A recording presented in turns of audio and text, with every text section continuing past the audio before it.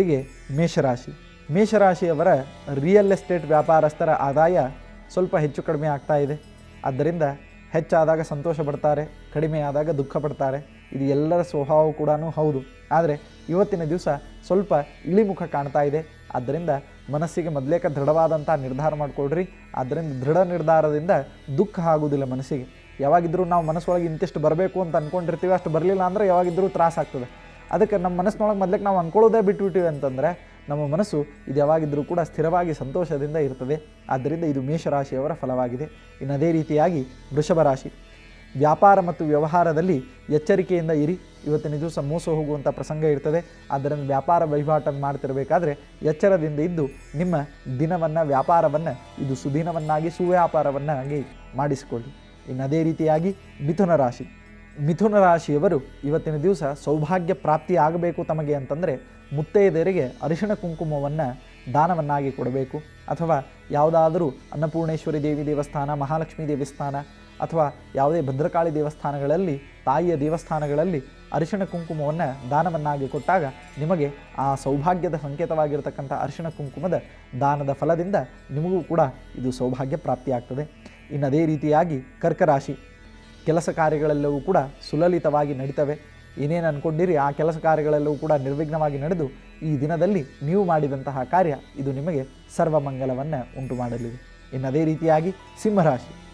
ದೈವಿ ಅನುಗ್ರಹದಿಂದ ನಿಮ್ಮ ಎಲ್ಲ ರೀತಿಯಾದಂತಹ ಅಂದುಕೊಂಡಂತಹ ಕೆಲಸಗಳು ಅವಶ್ಯವಾಗಿ ಇವತ್ತಿನ ದಿವಸ ಕಾರ್ಯರೂಪಕ್ಕೆ ಬರುವುದರ ಜೊತೆಗೆ ಫಲವನ್ನು ಕೂಡ ಕೊಡ್ತದೆ. ಅದಕ್ಕೆ ಕಾರ್ಯರೂಪಕ್ಕೆ ಬರುವುದು ಬೇರೆ, ಬಂದಂಥ ಕಾರ್ಯಗಳ ಫಲ ಕೊಡುವುದು ಬೇರೆ. ಆದ್ದರಿಂದ ಇವತ್ತಿನ ದಿವಸ ಎರಡೂ ಸೌಭಾಗ್ಯಗಳು ಇವತ್ತಿನ ದಿವಸ ನಿಮಗೆ ಪ್ರಾಪ್ತವಾಗ್ತಾ ಇವೆ.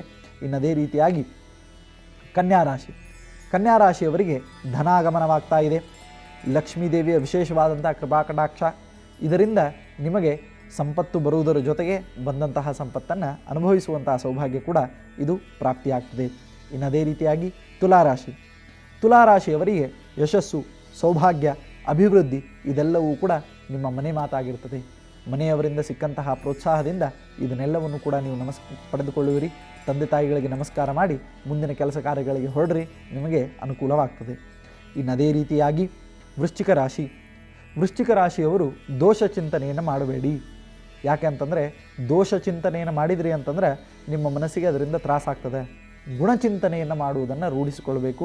ಆದರೆ ಇವತ್ತಿನ ದಿವಸ ದೋಷ ಚಿಂತನೆ ಮಾಡಬೇಕು ಅಂತನೋ ಫಲನೇ ಇದ್ದಿದ್ದರಿಂದ ಆ ದೋಷ ಚಿಂತನೆ ಮಾಡಬೇಡ್ರಿ ಅಂತನ್ನುವುದನ್ನು ನಾನು ಹೇಳ್ತಾ ಇದ್ದೇನೆ. ಈ ಎಚ್ಚರಿಕೆಯನ್ನು ವಹಿಸಿದಾಗ ನಿಮಗೆ ಅಹಿತಕರವಾದಂತಹ ಘಟನೆಗಳು, ಮನಸ್ಸಿನಲ್ಲಿರ್ತಕ್ಕಂತಹ ಕ್ಲೇಶಗಳು ಇದು ಆಗುವುದಿಲ್ಲ. ಇನ್ನು ಅದೇ ರೀತಿಯಾಗಿ ಧನುರಾಶಿ. ವೈರವನ್ನು ಬಿಡಬೇಕು, ದ್ವೇಷವನ್ನು ಅಳಿಸಬೇಕು. ವಿಶೇಷವಾಗಿ ನಿಮ್ಮಲ್ಲಿ ಇರತಕ್ಕಂತಹ ಮಿತ್ರತ್ವದ ಭಾವನೆಯನ್ನು ಜಾಗೃತಗೊಳಿಸಬೇಕು. ಅದಕ್ಕೆ ಮಿತ್ರತ್ವದ ಭಾವನೆ ಎಷ್ಟಿರ್ತದೆ ಅಷ್ಟು ನಮ್ಮ ಪರಿಸರ, ಅಷ್ಟು ನಮ್ಮ ದಿನ ಇದೆಲ್ಲವೂ ಕೂಡ ಸರ್ವಮಂಗಲವಾಗ್ತದೆ. ಆದ್ದರಿಂದ ವಿಶೇಷವಾಗಿ ಧನುರಾಶಿಯವರು ವೈರತ್ವವನ್ನು ಬಿಟ್ಟು ದ್ವೇಷವನ್ನು ಅಳಿಸಿ ಕಾರ್ಯದಲ್ಲಿ ಪ್ರವೃತ್ತರಾಗಬೇಕು.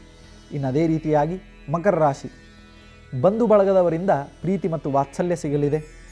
ಇದರಿಂದ ನಿಮಗೆ ಸಂತೋಷ, ಮನಸ್ಸಿಗೆ ನೆಮ್ಮದಿ, ಸಮಾಧಾನ. ಇನ್ನು ಅದೇ ರೀತಿಯಾಗಿ ಕುಂಭರಾಶಿ. ಕುಂಭರಾಶಿಯವರು ಸದಾ ಆನಂದದಿಂದ ಇವತ್ತಿನ ದಿವಸವನ್ನು ಕಳೀತಾ ಇದ್ದೀರಿ. ಇನ್ನು ಇದಕ್ಕಿಂತ ಹೆಚ್ಚಿದ್ದೇನು ಫಲ ನಮಗೆ ಬೇಕಾಗಿಲ್ಲ. ಆದ್ದರಿಂದ ಕುಂಭರಾಶಿಯವರಿಗೆ ಈ ಫಲ ಇದು ಇವತ್ತಿನ ದಿವಸ ಸುಸ್ಥಿರವಾಗಲಿ. ಅದೇ ರೀತಿಯಾಗಿ ಮೀನರಾಶಿ.